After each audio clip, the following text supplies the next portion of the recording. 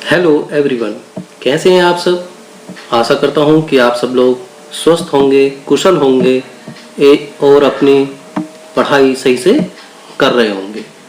इसी शुभकामना के साथ मैं प्रवेश कुमार, डाइट प्रवक्ता, जिला शिक्षा एवं प्रशिक्षण संस्थान बीसलपुर पीलीभीत, आज इस वीडियो के माध्यम से एक बहुत ही महत्वपूर्ण टॉपिक को लेकर के आया हूं। आज हम इस वीडियो के माध्यम से जो आज का हमारा टॉपिक है, दर्शन की मूल विषय वस्तु की अवधारणा, उसको समझने का प्रयास करेंगे। तो चलिए शुरू करते हैं हम आज का टॉपिक। शैक्षिक दर्शन की मूल विषय वस्तु की अवधारणा को समझने से पूर्व हम पहले दर्शन की अवधारणा को समझने का प्रयास करेंगे। पहले हम दर्शन का शाब्दिक अर्थ पर चर्चा करेंगे। जो शाब्दिक अर्थ के अनुसार दर्शन जो है अंग्रेजी भाषा के फिलोसफी शब्द का रूपांतर है। इस शब्द की उत्पत्ति ग्रीक भाषा के दो शब्दों फिलोस तथा सोफिया से हुई है। फिलोस का अर्थ है प्रेम अथवा अनुराग और सोफिया का अर्थ है ज्ञान यानी कि विजडम। इस प्रकार फिलोसफी अर्थात दर्शन का शाब्दिक अर्थ है ज्ञान, अनुराग अथवा ज्ञान के प्रति प्रेम या ज्ञान का प्रेम। भारत में फिलोसफी को दर्शन कहा जाता है। दर्शन शब्द दर्श धातु से बना है, जिसका अर्थ है जिसके द्वारा देखा जाए, यानी कि जिसके द्वारा देखा जाए वही दर्शन है। यहाँ हम एक परिभाषा देखेंगे बर्ट्रेड रसेल की। उन्होंने दर्शन को परिभाषित किया है कि अन्य क्रियाओं के समान दर्शन का मुख्य उद्देश्य ज्ञान की प्राप्ति है। अब हम यहाँ पर जो है दर्शन का हमने शाब्दिक अर्थ जाना, अब हम इसके व्यापक अर्थ को समझेंगे। जो दर्शन का व्यापक अर्थ पर चर्चा करते हैं, तो व्यापक अर्थ के अनुसार दर्शन जो है मनुष्य के चिंतन की उच्चतम सीमा है। इसमें संपूर्ण ब्रह्मांड, सृष्टि, सृष्टा, आत्मा, परमात्मा, जीव जगत, ज्ञान अज्ञान आदि का तार्किक विवेचन किया जाता है। इस प्रकार दर्शन का अर्थ अमूर्त चिंतन करने के उस प्रयास से है जिसके द्वारा आत्मा, ईश्वर, प्रकृति तथा संपूर्ण जीवन के रहस्य का उद्घाटन किया जाता है। इस दृष्टि से मनुष्य क्या है, जीवन क्या है, वास्तविक जीवन का उद्देश्य क्या है, इस संसार की प्रकृति क्या है, व्यक्ति संसार में क्यों आया है, ईश्वर का क्या स्वरूप है, मृत्यु क्या है, क्या जीवन तथा प्रकृति से परे कोई और लोक है तथा क्या मृत्यु के पश्चात कोई और जन्म होगा, इस प्रकार की बातों की खोज करके उच्चतर सत्य का उद्घाटन करना दर्शन का मुख्य विषय है। यहाँ हम एक परिभाषा देखेंगे।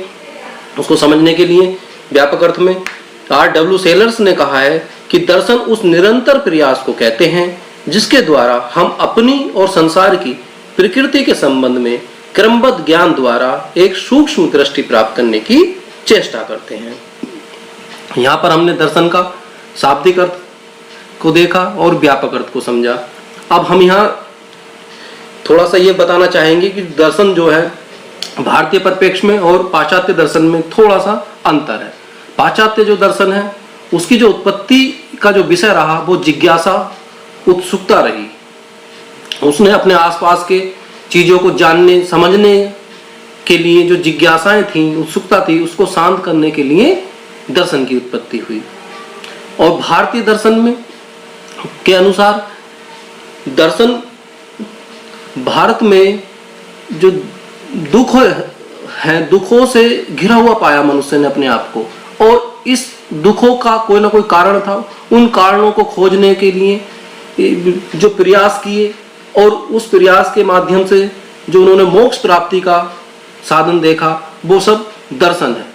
यानी कि भारतीय दर्शन के परिप्रेक्ष्य में मोक्ष को प्राप्त करना दर्शन है, जिससे सारे दुखों का नष्ट हो जाए। यानी कि यहाँ जिज्ञासा, उत्सुकता नहीं थी, यहाँ आवश्यकता थी अपने दुखों के कारणों का खोज करना और उन दुखों के अंत करने के लिए ही मोक्ष का रास्ता अपनाने का।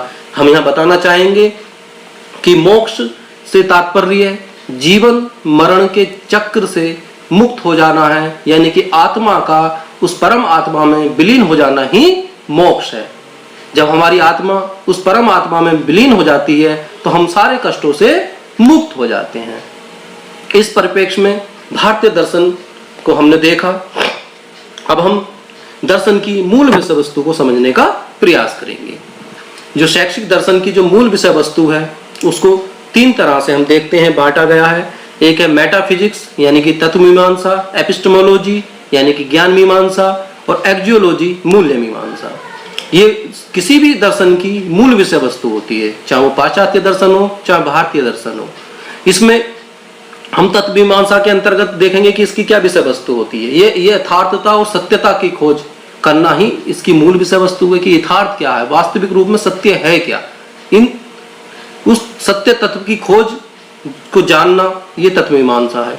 और ज्ञान मीमांसा कि उस सत्य का ज्ञान किस प्रकार से प्रदान किया जाए, या उस सत्य को प्राप्त करने के साधन क्या हो सकते हैं, स्रोत क्या हो सकते हैं, वो सब ज्ञान मीमांसा की विषय वस्तु है।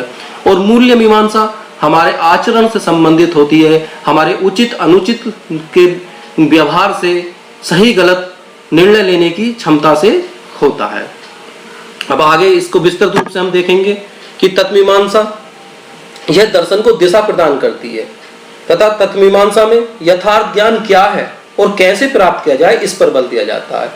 यानी किसी भी दर्शन को अगर दिशा दी जाती है तो तत्वमीमांसा देती है। और तत्वमीमांसा के जो शाब्दिक अर्थ को देखते हैं, तत्वमीमांसा ग्रीक भाषा के मेटाफिजिक्स से बना है। मेटा का अर्थ होता है परे तथा फिजिक्स का अर्थ है भौतिक, अर्थात मेटाफिजिक्स का अर्थ है भौतिक से परे, यानी कि भौतिक जगत से परे की जो विषय वस्तु है वो सब तत्वमीमांसा के अंतर्गत आती है। जैसे आत्मा क्या है, जीव क्या है, ईश्वर का अस्तित्व है या नहीं, ईश्वर एक है या अनेक, ईश्वर का स्वरूप कैसा है आदि। इन सब बातों पर तत्वमीमांसा के अंतर्गत अध्ययन किया जाता है। तत्वमीमांसा की ये विषय वस्तु है जिससे किसी दर्शन को दिशा मिलती है। अब हम ज्ञान मीमांसा को समझने का प्रयास करेंगे। ज्ञान मीमांसा में क्या है, यथार्थ ज्ञान किस प्रकार से प्रदान किया जाए पर बल दिया जाता है। यानी कि जो यथार्थ है, जो वास्तविकता है, उसका ज्ञान किस प्रकार से प्रदान किया जाए। इसके शाब्दिक अर्थ को समझते हैं। ज्ञान मीमांसा ग्रीक भाषा के एपिस्टेमोलॉजी से बना है। एपिस्टेमी का अर्थ है ज्ञान तथा लॉजी का अर्थ है विज्ञान। इस प्रकार एपिस्टेमोलॉजी का अर्थ हुआ ज्ञान का विज्ञान। अब इसकी विषय वस्तु को देखते हैं। जो एपिस्टेमोलॉजी यानी कि ज्ञान मीमांसा की विषय वस्तु है, ज्ञान का स्वरूप क्या है, ज्ञान के साधन कौन कौन से हैं, ज्ञान के स्रोत क्या हैं, क्या यथार्थ का ज्ञान संभव है आदि। ये सब इसकी विषय वस्तु है कि ज्ञान के स्रोत क्या है। ज्ञान इंद्रिय जन्य ज्ञान है, साक्ष्य आधारित ज्ञान है या अनुभूति आधारित ज्ञान है, ये सब इसके अंतर्गत देखा जाता है। अब हम मूल्य मीमांसा को समझेंगे। मूल्य मीमांसा ग्रीक भाषा के एक्जियोलॉजी से बना है। एक्जियो का अर्थ है मूल्य तथा लॉजी का अर्थ है विज्ञान। इस प्रकार एक्जियोलॉजी का अर्थ हुआ मूल्यों का विज्ञान। इसकी विषय वस्तु के अंतर्गत शुभ अशुभ क्या है, इस पर चिंतन किया जाता है, मनन किया जाता है, और उचित अनुचित क्या है इस पर चिंतन किया जाता है। अब हम दर्शन को देखेंगे कि दर्शन को हम यहाँ पर 2 प्रकार से देखते हैं, भारतीय दर्शन के परिप्रेक्ष्य में और पाश्चात्य दर्शन। तो सबसे पहले हम भारतीय दर्शन को समझने का प्रयास करेंगे। भारतीय दर्शनों में को 6 दर्शन के नाम से भी जाना जाता है, यानी कि 6 दर्शन जो मुख्य रूप से इसके अंतर्गत आते हैं। हम थोड़ा थोड़ा उस पर देखते हैं। जैसे सांख्य दर्शन, सांख्य दर्शन जो था वो महर्षि कपिल ने दिया था, यानी कि ये इनके प्रवर्तक थे। योग दर्शन पतंजलि जी का है। ऐसे ही न्याय दर्शन महर्षि गौतम जी का है। वैशेषिक दर्शन कणाद अथवा उलूक, यानी कणाद का नाम ही उलूक था। और मीमांसा दर्शन जैमिनी और वेदांत दर्शन बादरायण। यानी कि हमने भारतीय दर्शनों को के देखे कौन कौन से दर्शन है, सांख्य, योग, न्याय, वैशेषिक, मीमांसा, वेदांत, और उनके प्रवर्तक कौन है उनको देखा।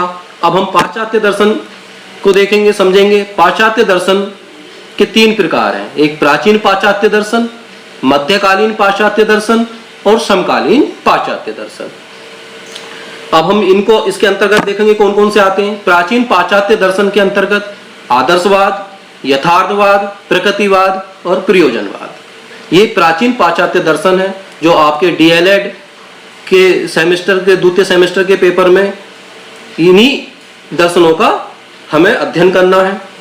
नेक्स्ट मध्यकालीन दर्शन भारत पाश्चात्य दर्शन में अस्तित्ववाद और मार्क्सवाद है, और समकालीन पाश्चात्य दर्शन तार्किक विश्लेषणवाद, विधेयात्मक सापेक्षवाद और अनुभववाद। इस तरह से आज हमने दर्शन की अवधारणा को बहुत संक्षिप्त में समझा कि दर्शन क्या है, शाब्दिक अर्थ क्या है, व्यापक अर्थ क्या है, और दर्शन की मूल विषय वस्तु जो है तत्व मीमांसा, ज्ञान मीमांसा और मूल्य मीमांसा क्या होती है, इसके अंतर्गत हम किन किन चीजों का अध्ययन करते हैं। तो आज हम संक्षिप्त में ही इस वीडियो को लेकर के आए थे। नेक्स्ट वीडियो में हम आपके लिए आदर्शवादी शिक्षा व्यवस्था को लेकर के आएंगे।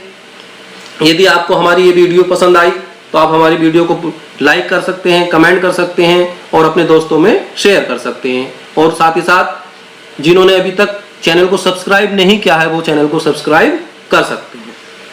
इसी के साथ मैं आपसे विदा लेता हूं, फिर जल्दी ही एक नई वीडियो के साथ उपस्थित होऊंगा। धन्यवाद।